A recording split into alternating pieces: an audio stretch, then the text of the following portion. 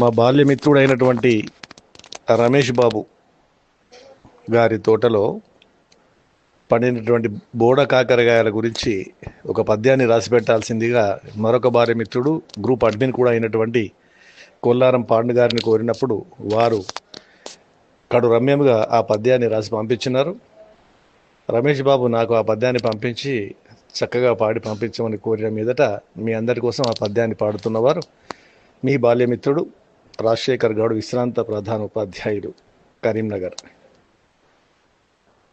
తన బంగారు తోటన రమేషు రంగుల బోడ కాకరలను రమ్యమనంగన్ మింగుట కొరకును రండహో చెంగున మీరందరునిక చెలియల తోడన్ చెంగున మీరందరునిక చెలియల తోడన్.